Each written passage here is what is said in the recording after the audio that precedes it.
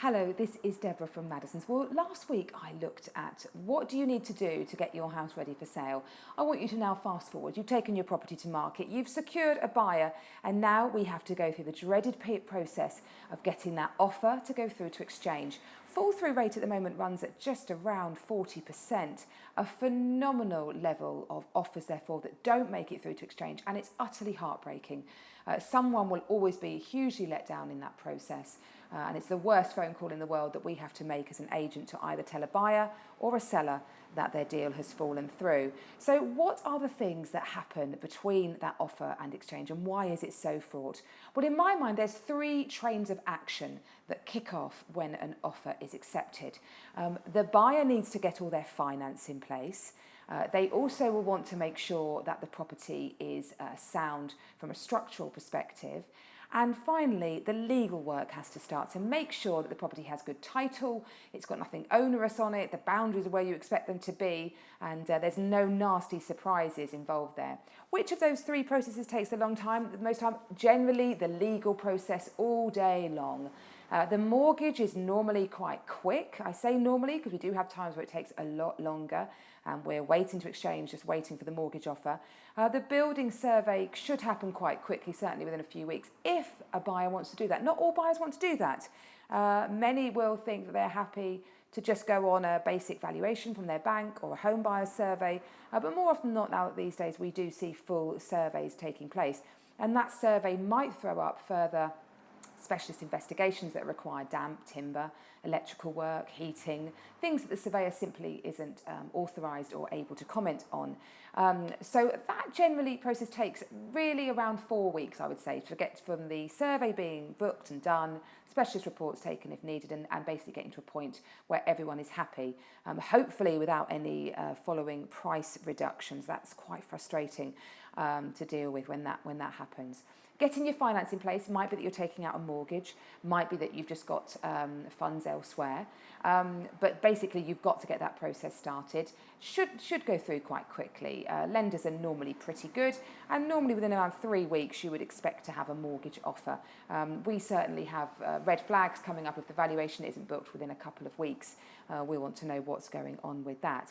But the legal work, now that does take a lot longer, and quite simply you'll go as fast as your weakest link in that. It's a very depressing state of affairs, but solicitors come in such different shapes and sizes, some very, very good, some not so good and a lot slower.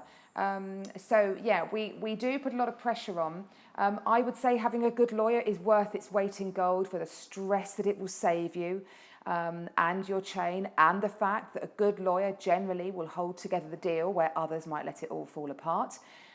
So do speak to your agent, get their local recommendations.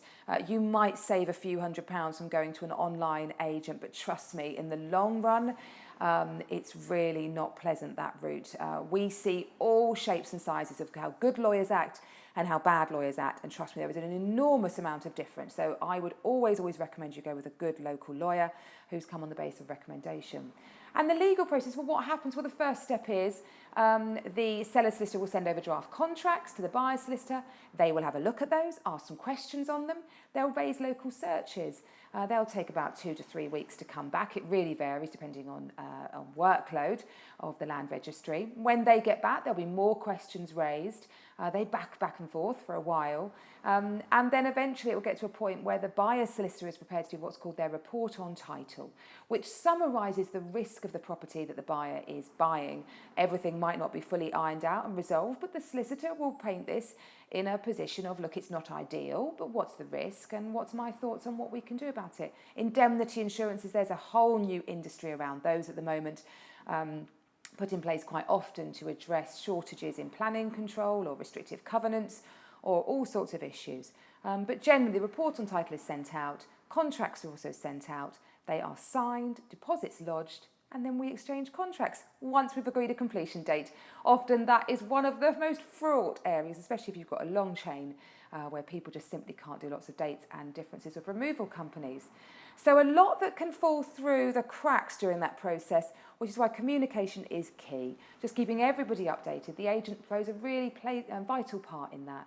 of acting as the go-between between the buyer and the seller and making sure it all progresses as normally.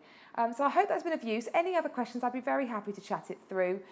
We always educate our buyers and sellers really thoroughly on what happens and give them weekly updates, which go down really, really well. Because once you get that offer, certainly the job isn't done, and getting it to exchange is far more important. We'll return to normal next week with my usual news update. The market is picking up again. There'll be more for me to talk to you about, so we'll return to our normal format next week. Have a good week in the meantime. Bye-bye.